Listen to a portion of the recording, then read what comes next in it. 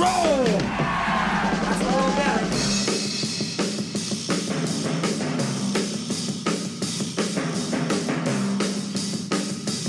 Teenage savages go wild in a juvenile jungle of lust and lawlessness. Ladies and gentlemen, we are back once again for another fine episode of the Ferris Wheel Classic Rock Show.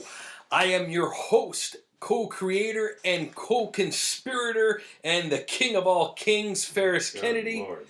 To the left of me, a man that always fields phone calls from Stevie Nicks and never says no to her when it's for one-nighters. Dr. Ian Clark, thank you very much. And the man to the right of me that always uses excuses that he's moving boxes, but in reality he's actually spending a lot of time at the orchids of Asia, Stephen Wheeler. Gentlemen, how are you? Great, it's wonderful to be here in this beautiful evening. Excellent. To all our listeners, so you know, we are now officially on Cap City Beats. Yeah. 7 p.m. on Wednesdays and Rewind on 10 a.m. on Sundays. Great. Sunday. Good time slots. And email us any of your suggestions, concerns, compliments, you name it, hate mail, fan mail, we'll take it all. Mostly compliments. The Ferris Wheel Show at gmail.com. Okay. So anyways, gentlemen, today we're doing a show which is true to my heart. As you know, when we did our top 3 rock bands, Beatles and Stones were always taking the number 1 and 2 spot, and my third of all time has to be Van Halen. Yeah. But for those of you that know me, it is Van Roth. So kids, sit down, buckle up, and get ready for the greatest show of all time, for the man who is the best showmanship, best frontman, best entertainer of any rock and roll band that could put Freddie Mercury, Adam Lambert to shame. Even Eric Clapton and Elton John don't even compare. You could forget about the crooners. No one will ever even come close to David Lee Roth. Paul McCartney himself cannot be as cool as David Lee Roth. David Lee Roth could have been dead and he'll still be cooler than anybody else, but thank God he's still alive. Thank God you didn't overstress the point. Right? No, That's David right. Lee Roth of Van Halen. So, let's start. Van Halen, Yeah. one of the best and most popular American hard rock heavy metal bands, primarily distinguished by the fleet fingers of guitarist Eddie Van Halen. Their 1978 debut, Van Halen, simultaneously rewrote the rules of rock guitar and hard rock in general. Guitarist Eddie Van Halen redefined what the electric guitar could do, developing a fast technique with a variety of self-taught two-handed tapping. It was widely accompanied by the vocalist David Lee Roth, who brought the role of metal singer to near performance art standards with a flair of showmanship that no one else could deny. Freddie Mercury, roll in your grave, buddy. Unfortunately, you are number 2. Together, they made Van Halen into the most popular American rock and roll band of the late 70s and early 80s. And let's go down the list of a few things. Throughout the 80s, it was impossible not to hear Van Halen's instrumental technique on records that range from the heaviest metal to soft pop. Roth, unfortunately, was replaced by Hagar in '85. Hagar stayed with the band longer than Roth, helping the group remain a fixture on the top of the charts through the late 80s and early 90s. Halfway through the 90s, the group's sales began to slide, just as tensions between Hagar and Eddie began to arise. Probably a lot to do with it. As the group prepped a greatest hits album, Hagar was fired. In his words, he quit. And Roth was brought back on to sing 2 cuts on the compilation. He was subsequently replaced by Gary Sharon, a former member of Extreme, who lasted through 1 album before departing. After half a decade hiatus, the band mounted a reunion tour with Hagar, who left in 2005 only to be replaced by Roth, with this reunion leading to a new album called A Different Kind of Truth, which was released in 2012. Through all the upheaval over the lead vocalists, Eddie Van Halen and his prodigious talent remained the core of Van Halen. Eddie and Alex learned classical piano training when they were kids, Eddie learned how to play the drums, and Alex took up the guitar, eventually switching instruments. The brothers began a hard rock band called Mammoth and began playing around Pasadena, eventually meeting the legend himself, David Lee Roth, who was singing in the Red Ball Jet. Shortly after, bassist Michael Anthony, who was singing with Snake, became a member of Mammoth. After discovering that another band had the rights to the name Mammoth, the group decided to call themselves Van Halen in 1974. What about Mammoth Snake?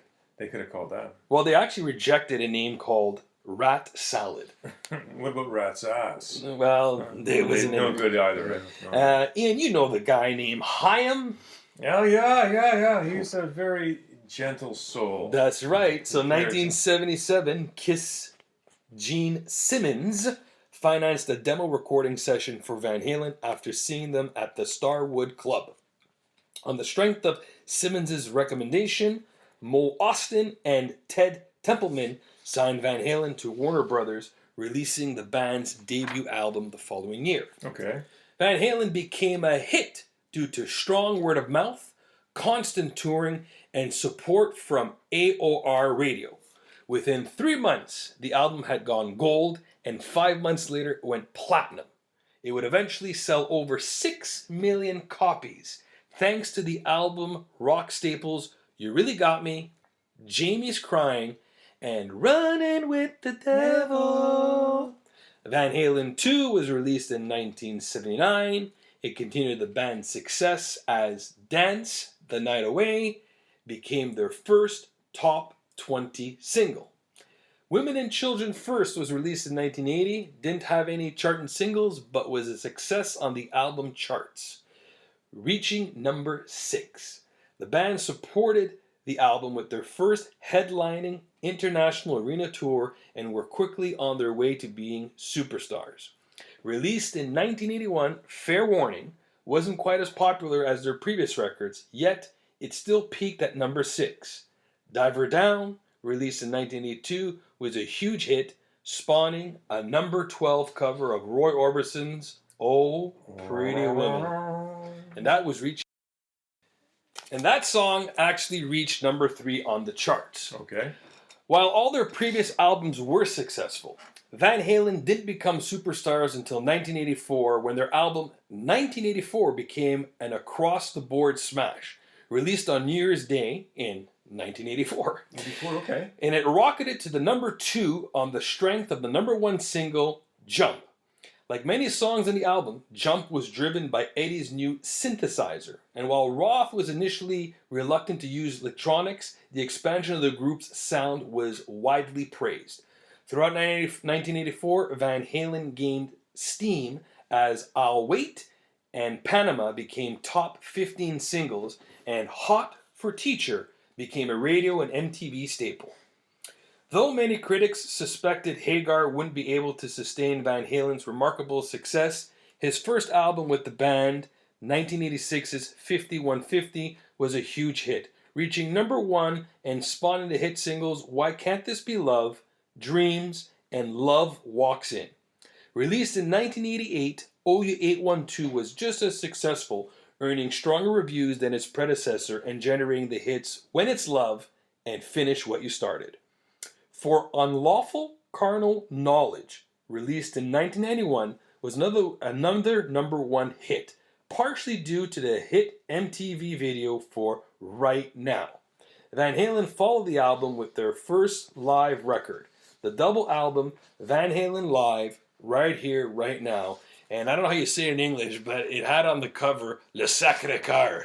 So it had, and my buddy Mark's mom says to me, she said to her son Mark when we were listening to the album, she goes, why is there a picture of Le Sacré-Cœur? And in French, it's like a picture of a statue of like Jesus. Okay. Or Mother Mary. Yeah. So, and his parents being very religious, they asked why that question. Because they recite verses from the New Testament. Yeah. That's why. And now I'd like to bring it to where this cocktail music is going. Okay. To a good friend of mine. I'm comfortable with that. I'm very comfortable in that space. Who likes to knock on something. Is it time for Ian's Knock? It is. Oh, hello. And Now it's time for Ian's Knock, a little segment we like to call the Ferris Rock Show, where Ian himself will rant and rave about books, reviews, musicians, artists, people, or whatever just does not go his way that day. Who knows? You might be on Ian's Knock, Knock, Knock, Knock, Knock, Knock, Knock. Rock stars are generally annoying people. You've written this letters, and I agree with you. It comes with the territory. You're not alone in hating most of them. They're hateable. In fact, this is a list from a major music magazine who agrees with you. Now it's from 2013, and it's Rolling Stone magazine that makes a list out of anything, but this one makes sense. It's called the 10 Most Annoying Rock Star Behaviors, and they take aim at people on stage.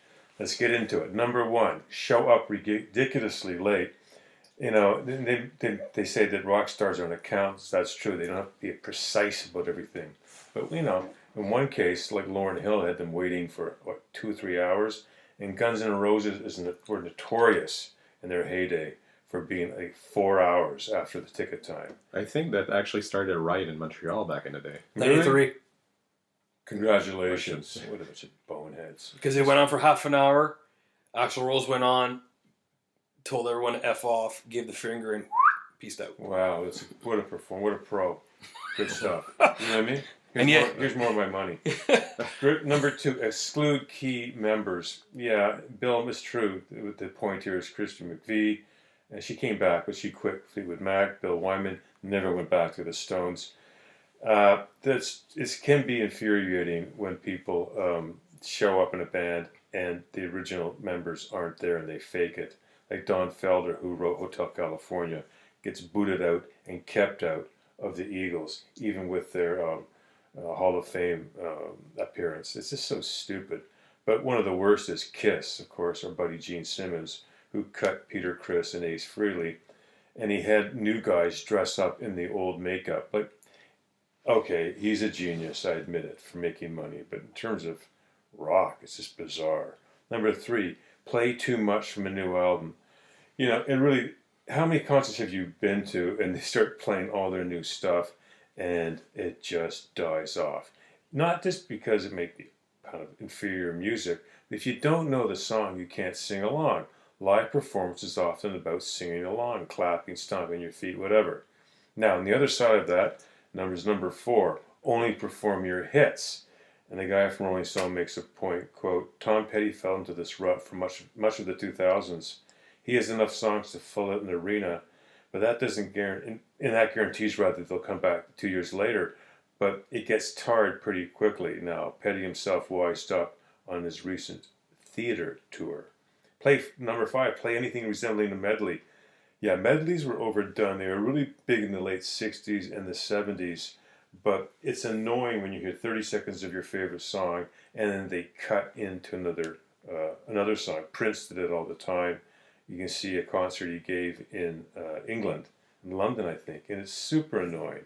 So he'll cut in from When Doves Cry to Purple Rain to all over the place.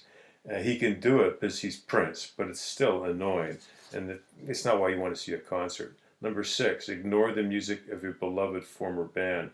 John Fogerty did that because he didn't want to pay his much-hated record owner, Saul Zaentz, money on royalties, and himself, incidentally.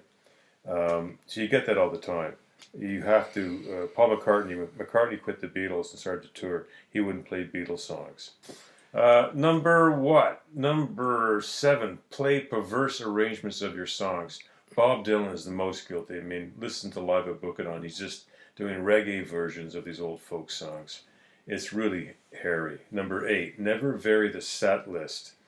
The writer here makes a point that it's not a Broadway show. You can shake it up. Just because one set list works, don't hang on to it forever. Elton John got criticized for that.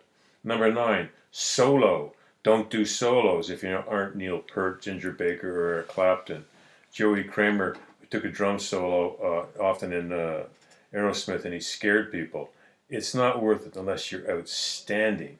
Number 10, squeeze every possible penny out of the fans. I once went to a Rolling Stone concert, and you couldn't turn around without people barking and selling things at you. It's And the guy makes the point, if you sell $400 tickets, you should be on the damn stage and not just in the top 5 rows. And if you do one of these meet and greets, if you're paying $1,000, you should even get more than a handshake and a photo, okay?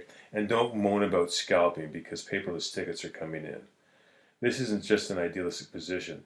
Soaking your fans is also bad business because people get bad vibes from it, right? So wise up, rockers. And that has been a kind of Ian's knock, this once removed the Rolling Stone. Thank you, and have a wonderful evening. And if you want more knocks, Yeah. let Ian know at theferriswheelshow@gmail.com. My question is to you, Ian, how would Jerry Lewis sing the first 5 words of Stairway to Heaven? Well, there's a lady we know. It's a good thing to know about that, I think. Hey, Dean, I'm scared of goyles. You say something like that. That is Easy, little buddy. Like, Dean, they make me nervous. That is perfect. Thank you. Van Halen produced 12 albums as a band. They like to title it as Van Halen's studio output consists of 12 albums. Between 1978 and 84, the band put out 6 records that showcased the groundbreaking guitar work of Eddie Van Halen, the leering, innuendo-laced lyrics of David Lee Roth, and the muscular rhythm section of bassist Michael Anthony and drummer Alex Van Halen. So just for you young kids out there, just goes to show you that how much of an influence, how important it was to have David Lee Roth. Why? Because those albums kicked ass. It didn't matter. 78 to 84, it's Roth. Who cares about Hagar? Wait a second, didn't you say Hagar had some top albums selling too? Just a couple, but nothing compared to Roth. But I'll get into it. So I'm going to read you. I'll read you the name titles of the album, and we'll go from there. Okay. But before that, Roth's departure allowed Van Halen to redefine themselves with their new singer, heading into a synth-heavy, radio-friendly sound. But after 4 albums, only 4. All of which went to number 1, so they say. Yeah, so they say. They parted ways. And then Extreme's Gary Cherone took over for 1 album. And then there was nearly a 14-year hiatus before, guess who returned? Roth. That's right, to do the last LP they ever produced in 2012. So let's recap the history, or not the history, but the titles of the bands. Okay. First album, 78, was Van Halen. Makes sense. Number 2 in 79 was Van Halen 2. Oh my God, where'd they get that? In 1980, they went with Women and Children First. Okay. 1981, Fair Warning. 1982, your favorite one, Ian, Diver Down. Sounds like a Newfoundland thing, right? Oh, good Jesus, yeah. I bought it in St. John ones. 1984, self-titled, 1984. In 1986, they went with 5150. 1988, OU812. In 1991, For Unlawful Carnal Knowledge. 1995, Balance. 1998, Van Halen 3. And then in 2012, A Different Kind of Truth. So let's rank the Van Halen albums from worst to best. There's no real consensus on the Van Halen catalog. For most fans, how you rank the group's records has a lot to do with which side you're on. In the David Lee Roth versus Sammy Hagar debate, and putting together a fair worst to best I heard it was a list master debate too. Yeah. that takes into account each lineup's separate strengths is easier said than done. But worst, in the context of one word of the world's greatest rock bands, does not exist. Necessarily, it does not exist in the sense that it means bad. It's just the rankings of how they had it, and it could change tomorrow. So let's go. Number 12. Well, Van Halen 3. So poor Gary Cherone, he's the last on the list. Sharoma, yeah. All right. Number 11, Balance. Number 10, For Unlawful Carnal Knowledge. Number 9, A Different Kind of Truth. Number 9. Number 8, OU812. Number 7, Ian, your personal favorite.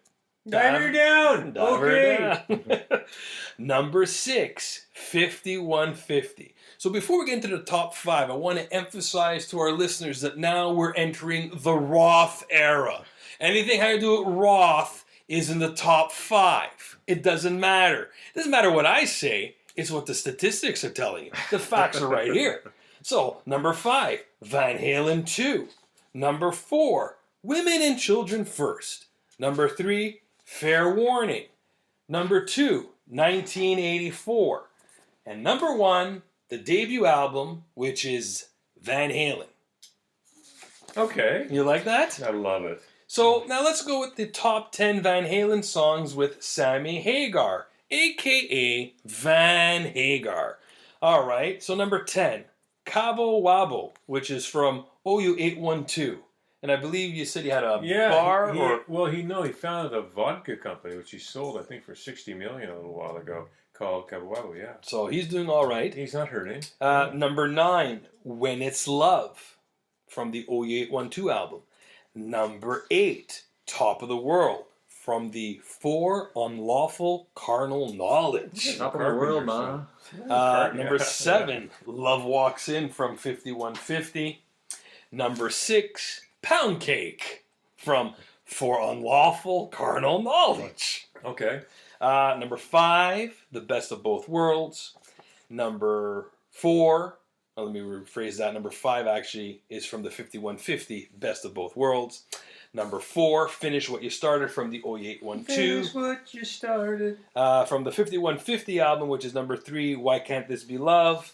Number 2, from the For Unlawful Carnal Knowledge, is the song Right Now. And then number 1 for Van Hagar is Dreams, from the 5150 album. So now that we're done with those, let's go to where it really matters the most. So the top 10 Van Halen songs with none other than David Lee Roth. I've never heard of him. Okay. Better known as Diamond Dave. Where? From Indiana. Why? Because the greatest musicians like John Mellencamp and Kenny Aronoff come from Indiana. So let's fire them off. Number 10, Ear-ruption, from Van Halen. Number 9, Romeo Delight, from Women and Children First. Number 8, On Fire, from Van Halen. Number 7, Little Guitars, from your favorite album, Ian. Diver Down. Diver Down. Number 6, Panama, from the album 1984. Number 5, Dance the Night Away, from Van Halen 2. Number 4, Unchained, from the album Fair Warning. Number 3, Yes. Hot for Teacher, from the album 1984. Number 2, Running with the Devil, from the debut album Van Halen. And number 1, from Everybody Wants Some, from the album Women and Children First. And that is from all the top Van Roth albums. David Lee Roth, Diamond Dave. When you all hear them like that, it just sounds like he's telling you about a school trip that went really bad really quick. Or really well. Or really well. David Lee Roth. Very good. Excellent. Thank you. You know, and as I consider that, I consider Van Halen, of course, given the time period, was all on vinyl, right? Great vinyl kings. Hello. The music at night, it sounds bright on Wheeler's turntable. He shines a light, he keeps his vinyl in sight, and gives you his magnificent review. Now here's a clue we have for you. It's time for Wheeler's Vinyl Review. Yes, sir. Today we're reviewing vinyl flooring. Well, that's really good because it's more important than these damn albums. Exactly. No, of course not. We're talking about Metallica and the San Francisco Symphony putting out S&M 2. Sounds like a sex tape. Kind of. Some people are trying to get orgasmic. Kind of like you when you go to the orchids of Asia. Well, yeah. The less said, the better. Because we don't want a PG-13 rating.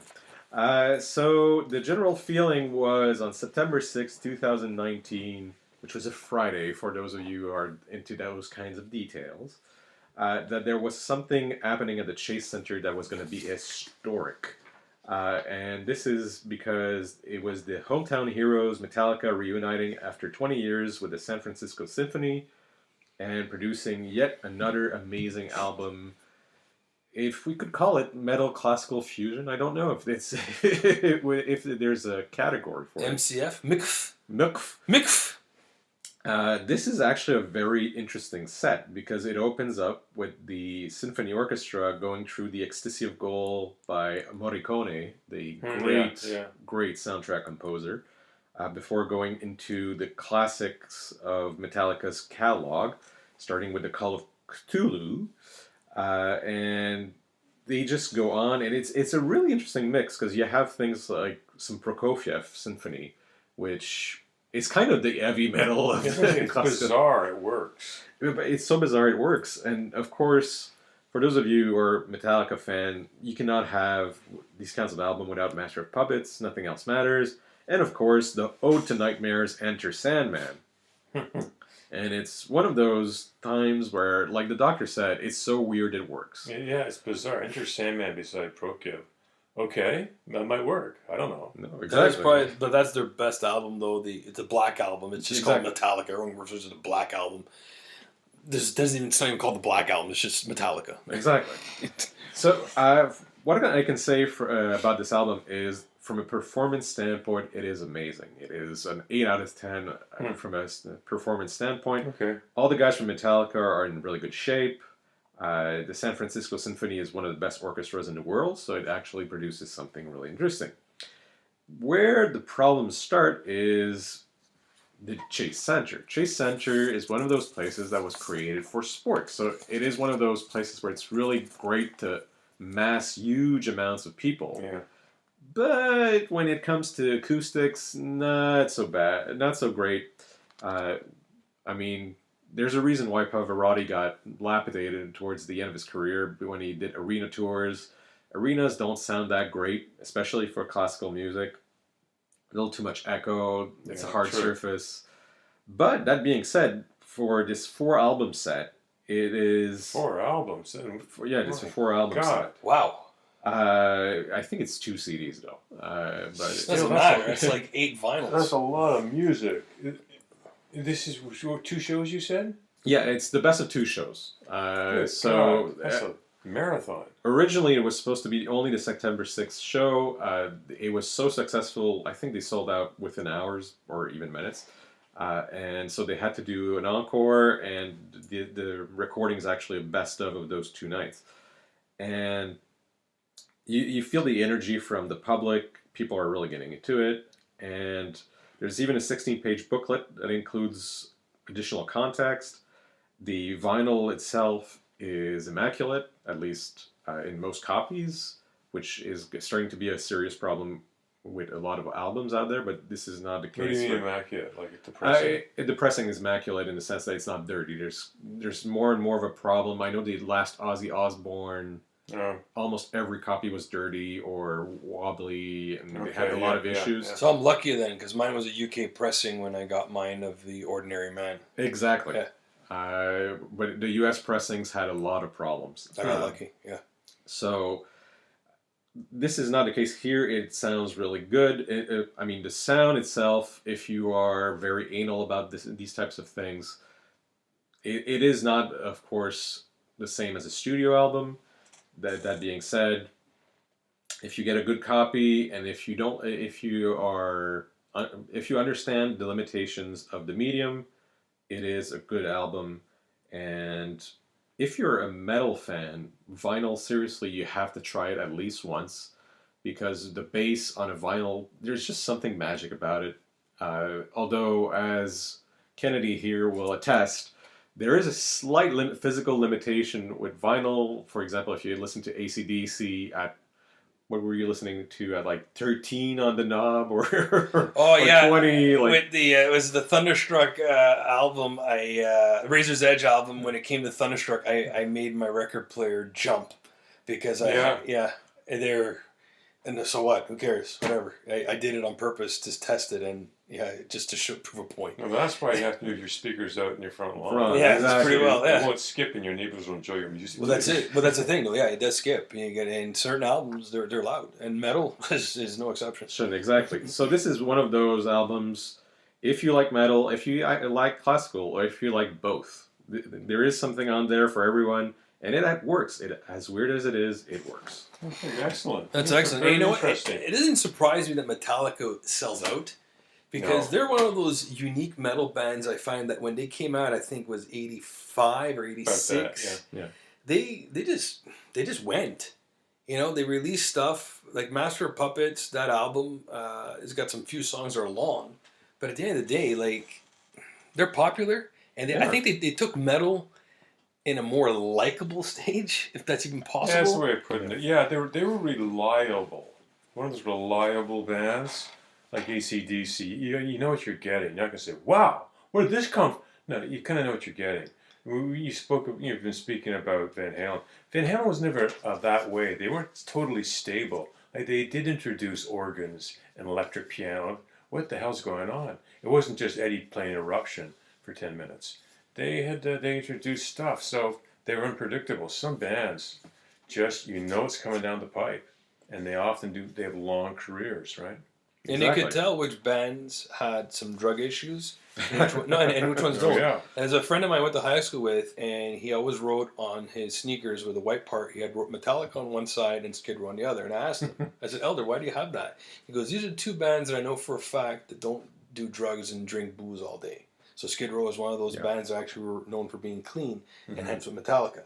Mind you, he's a huge Metallica fan, so he obviously is going to support the latter, right? So, And you have to admire these guys because back then air metal was really what was selling, and they just stayed like they were these dirty punk Predictable kids. guys. Yeah. Exactly. they're great guys. So that's a fantastic review, Wheeler. And yes, get the S&M 2 on vinyl 180 gram UK pressing. Exactly. So, here we are now with the latter part of the show for facts with Van Halen. So, I will fire them off. Make sure you have your ears open for this one. So, Eddie Van Halen could not read music sheet. From his first piano lessons at the age of 6, Eddie's penchant for musical performance was clear. He would painstakingly memorize his teacher's finger movements, developing his ear and playing until he could hear a record and replay it note per note. Eddie claimed that many years went by before anyone suspected he could not read sheets of music at all. The band is listed at number 2 as the Guinness Book of World Records. In the spring of 1983, Van Halen headlined the U.S. Festival in San Bernardino, California.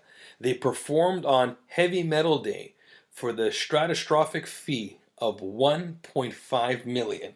The Guinness Book of World Record created an all-new category just for them, the highest paid single appearance of a band. What do you think about that? I think it's fantastic. 1.5 million, and yet Bluesfest paid 80 grand for Dave Matthews. And that's 1.5 million, 1984. 83. Yeah, 83. So put it in. So it's probably almost double now. Well, for Van Halen, yeah, absolutely, or any kind of legendary band. No, I meant from the value of the 1.5. Yeah, the currency. Oh, yeah, pretty well. Number 3, Alex and Eddie Van Halen were the only consistent members. Others included David Lee Roth, Michael Anthony, Sammy Hagar, Gary Sharon, your good old buddy Ian Mitch Malloy, Mark Stone, and Wolfgang Van Halen.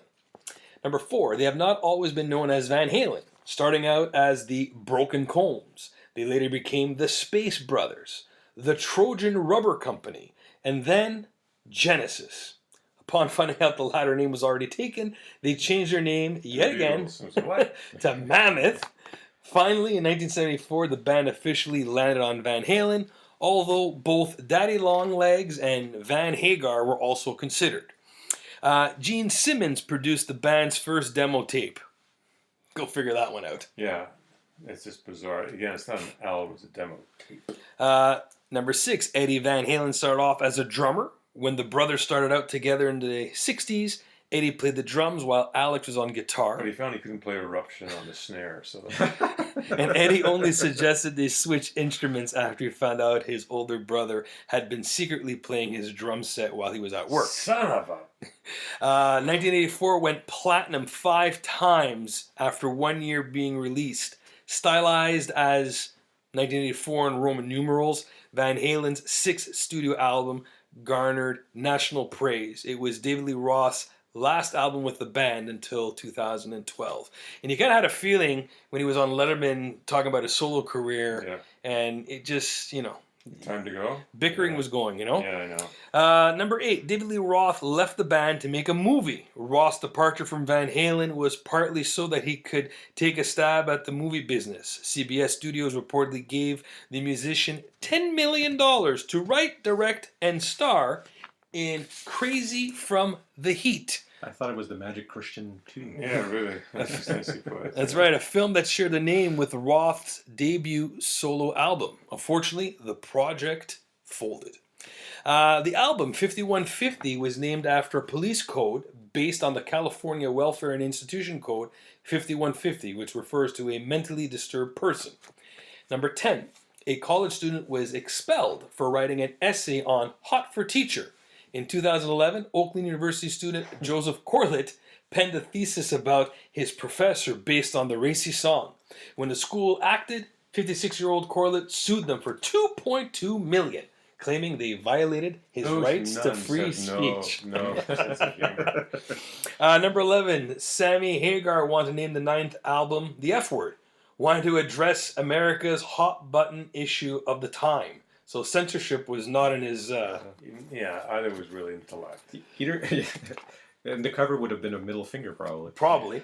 The guitar term brown sound, not brown sugar, like you would have thought Rolling Stones, oriented from Alex's drum playing. Eddie's unique guitar tone has garnered significant repute in the rock and roll world.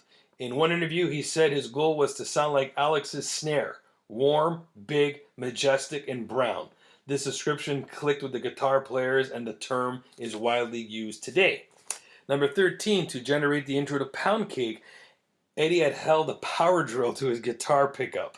Apparently, the scenario was a complete fluke. A maintenance worker accidentally left the tool in the studio, and upon picking it up, Eddie realized it was the exact same key as the song. He uses that very drill every time Van Halen plays Pound Cake live. You have to love the fact that Pound Cake is both a delicious dessert and sounds quite dirty. Jump was Van Halen's one and only number 1. Their most famous song, the synth-heavy pop hit Jump, supposedly took only 1 day to finish. It leapt to the top of the Billboard Hot 100, earned Van Halen a Grammy nomination, and was listed by Rock and Roll Hall of Fame and Museum as one of the 500 songs that shaped rock and roll. Number 15, Eddie is listed as the inventor of 3 U.S. patents, the most exciting being a supporting board which attaches to the back of the guitar, holding it parallel to the floor during a performance. The perfect position for his famous finger tapping techniques. Number 16, fact right here, Michael Anthony played bass on all the band's 12 studio albums. Correct. Long-time standing member Michael Anthony has been the band's bass player from the beginning and has recorded and played bass on all their studio albums before the surprise firing. Number 17, Van Halen asked for a bowl of M&Ms with all the brown candies removed before every show. The band concert writer indeed had a clause saying there could be no brown M&Ms in the backstage area, or the promoter would forfeit the entire show at full price. As lead singer David Lee Roth explained in a 2012 interview, the bowl of M&Ms was an indicator of whether the concert promoter had actually read the band's complicated contract. And the last fact for all you people that wonder why I like David Lee Roth so much, well, if you love animals, David Lee Roth is an avid dog lover. Roth has a ranch where he works with herding dogs. Thank you for everything you want about Van Halen, but we're afraid to ask. And you hear any cocktail music, Ian? No, again, I hear it's coming through. But... And now, Yes or No with Ferris Kennedy, the segment where the sick, drug-addled mind of Mr. Kennedy forcibly asks Dr. Clark and medicated Wheeler yes or no questions about classic rock, and you get to hear the sick, drug-addled answers. Makes my knees freeze. today? All right, we're gonna start off with Wheeler. Okay. Oh, Lord. Yeah, Bruce Springsteen and E Street Band started playing at venues on the Jersey Shore. Yes or no? Be careful, it'll cost your life. Yes, but not a TV show. Excellent. The Clash is a UK band that became referred as the only band that matters. They refer to themselves that way, Yes. but yes. Rush was founded in Tillsonburg, Ontario. I once said maybe that, I think, but no. You're correct. It's in Willowdale, right? Beautiful Ian? Willowdale, Ontario. Yeah, that's right. Sounds like something out of an Archie comic. Yeah, it does, eh? ZZ Top was founded in El Paso, Texas. Great name for an album, El Paso, but no. All right, it is Houston. Deep Purple was originally known as Roundabout. Yes. And Kraftwerk, the band Kraftwerk, in English, that word means power station. It does, but it would work better with Power Tool. But It yeah. also means kill all the little people. And the band Yes, they were actually founded in London. I would say yes. Excellent. Clarky, How may I help you? Frank Sinatra's hit My Way was Yes. actually written by Paul Anka. Yeah, it's debatable, but for the sake of this program and the continuity, I'm going to say, yeah, okay. Katie Seagal, the actress, was a backup singer for Bob Dylan, Bette Midler, and Etta James. Yes or no? No, she was an action star. Remember all that kung fu stuff? You had a point. Oh, that's Steven. Oh, you're right. You're right. The Patti Smith group album Horses was led by a musician-poet. She also didn't shave her armpits. It was a big deal thing. She did. True story. Yeah, that's true. David Crosby was in the Byrds and was the rhythm guitarist and vocals. Yes or no? Yes, until they fired him. They did, for being awful. Me and Bobby McGee was a hit by Janis Joplin and was released in the 1960s. Oh, you lie through your teeth. It was released in 1970, written by Chris Christopherson. Dwayne Allman sat in on Clapton's Layla after meeting him at a Miami concert. That's true, and Clapton was first aware of him when he was listening to a version of Hey Jude by Wilson Pickett, and Allman was on there. He said, "Who's the guitar player? I got to meet him." There's some trivia. In 1968 recording of In Gata da Vida was 27 minutes long. Yes or no? I'm going to say yes because I'm a dancing fool. It's actually 17 come on. minutes. This is Yes. for continuity, folks. Okay. And what was the story with that song? The story was that the guy wrote it, originally called In the Garden of Eden. He told his buddies in the band, but everybody was so stoned, they either heard it or he said it, In the Garden of Eden. And his buddy said, "That's great, write that down. In the Garden da Vida. Hey!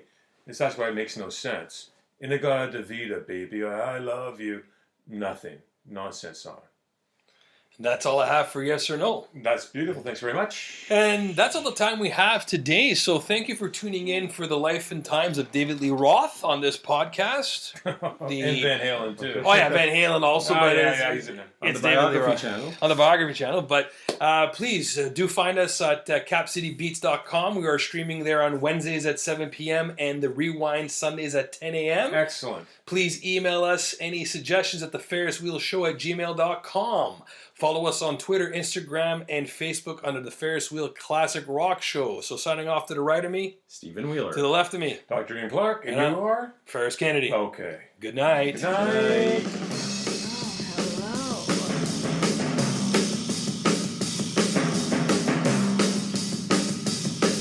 Anybody want to rock and roll? That's a little better.